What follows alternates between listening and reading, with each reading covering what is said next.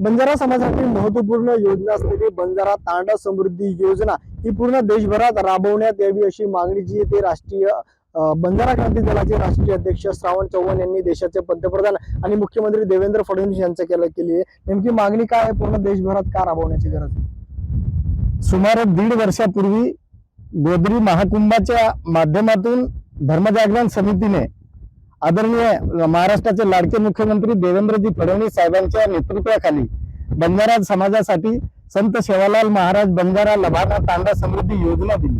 त्या योजनेच्या माध्यमातून महाराष्ट्रातील प्रत्येक तांड्याला एक स्पेशल असा निधी दिला जातो आणि विकास कामं केली जातात।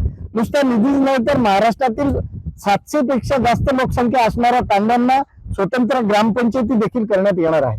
मागच्या आठवड्यात या मुद्द्याला घेऊन अखिल भारतीय बंजारा क्रांती दलाच्या माध्यमातून मध्य प्रदेश येथे शेंदवाला खूप मोठा कार्यक्रम झाला।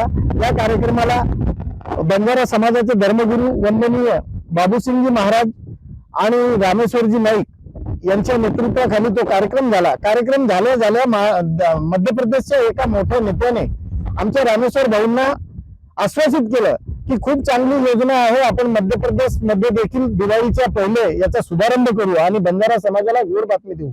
तर हे कसं ज्याला आपण हे म्हणतो लालच माझ्या मनात सुटली आहे आणि संपूर्ण देशातल्या बंजारा समाजाचं कल्याण व्हावं म्हणून आदरणीय वंदनीय आमचे धर्मगुरू बाबूसिंगजी महाराज, या राज्याचे लाडके मुख्यमंत्री देवेंद्रजी फडणवीस साहेब, रामेश्वर नाईक आणि अखिल भारतीय बंजारा क्रांती दलाच्या शिष्टमंडळाने या ठिकाणी पत्राद्वारे आमच्या देशाच्या लाडक्या पंतप्रधानांना पत्राद्वारे मागणी केली आहे की ज्याप्रमाणे महाराष्ट्रात संत सेवालाल महाराज बंजारा लभाना तांडा समृद्धी योजना लागू आहे, त्याच धर्तीवर देशभरातील सगळ्या राज्यांमध्ये जिथे जिथे बंजारा समाज वास्तवात आहे त्या सर्व राज्यांमध्ये संत सेवालाल महाराज बंजारा लभाना तांडा समृद्धी योजना लागू करावी।